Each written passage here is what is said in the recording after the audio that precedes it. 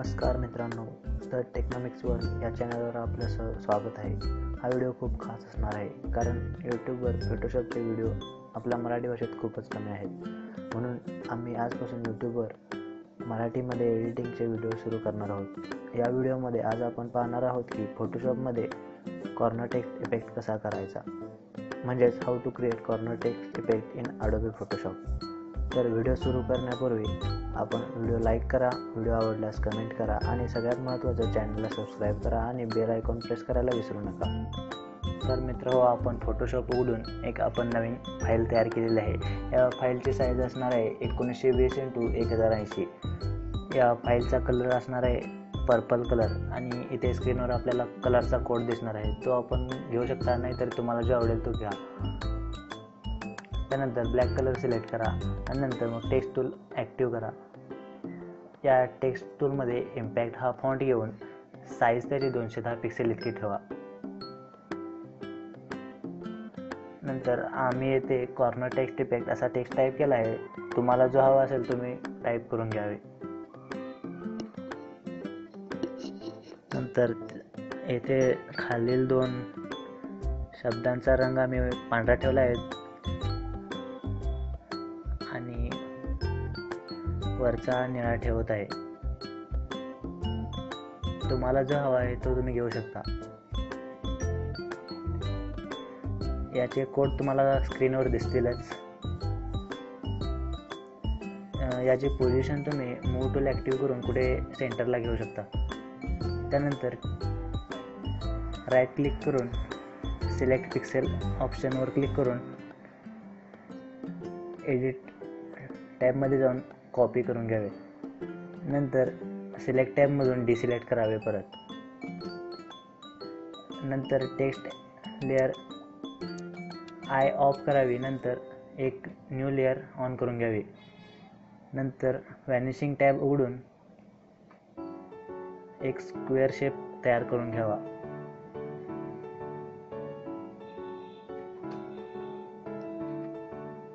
व्हॅनिशिंग पॉईंटमध्ये एक square shape तयार करून घ्यावा. त्यामध्ये तुम्हाला एक ग्रेड असलेले एक स्क्वेअर दिसेल. ही ग्रेड आपण 3D इफेक्टमध्ये दिसेल अशी करून घ्यावी. तुम्हाला जशी ॲडजस्टमेंट असेल तसे. याचा कलर निळाच आला पाहिजे, नाहीतर मग चालणार नाही.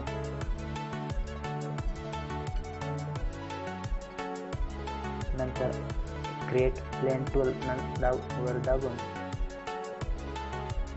एक सेम ग्रेड तयार होते. ती पण आपल्याला प्रिव्हियस ग्रेड सारखी द्यायला लागणार. त्याचाही कलर आपल्याला निळाच लागणार.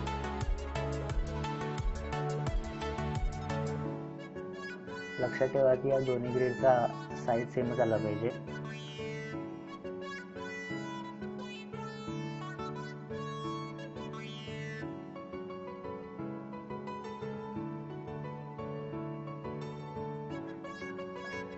त्यानंतर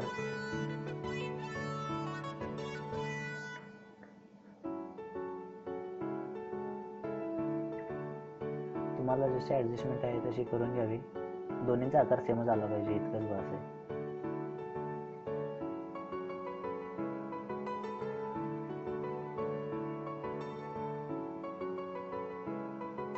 त्यानंतर येथे एक महत्त्वाची स्टेप आहे. कंट्रोल व्ही दाबायचे आणि नंतर मग ट्रान्सफॉर्म की ॲक्टिवेट करायचे. जे आपण मगाशी कॉपी केलं होतं ते टेक्स्ट इथं पेस्ट होतं. शिफ्ट की दाबूनच करावं लागणार आहे कारण की शेपचा आकार बदलून चालणार नाही. नंतर याचे ॲडजस्टमेंट करून घ्यावे.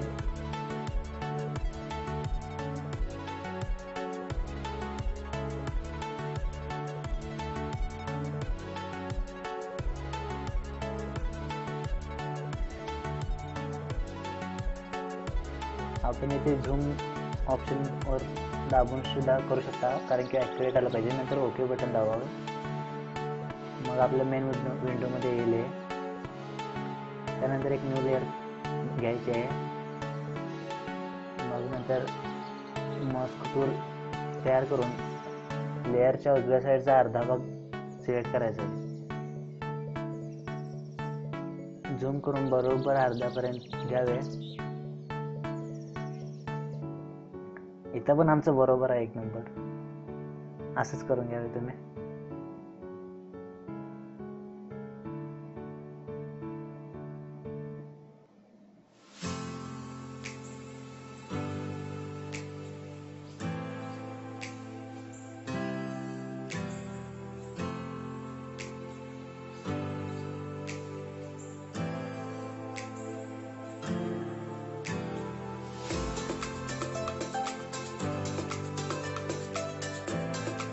त्यानंतर ब्रश टूल चालू करून राऊंड शेपमध्ये ब्रश सिलेक्ट करायचा आहे. हार्डनेस 0% ठेवून ब्रशची साईज 780 ठेवायची आहे. त्यानंतर कलर ब्लॅक घेऊन आपल्या लेअरच्या राईट साईडवर करायचा आहे, ब्रश करायचा आहे. याची ओपॅसिटी 45 to 50% ठेवा. आपल्याला जे आवडेल ते ठेवा. इथे आम्ही 30% ठेवले.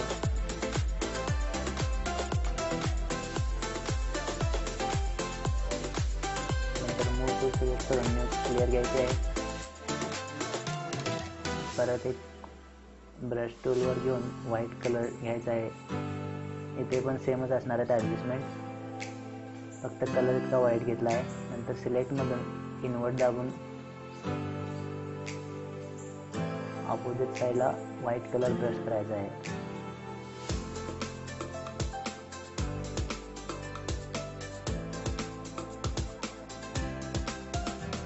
त्याची ॲडजस्टमेंट ब्लॅकपेक्षा एकदम जराशी कमी घ्यावी.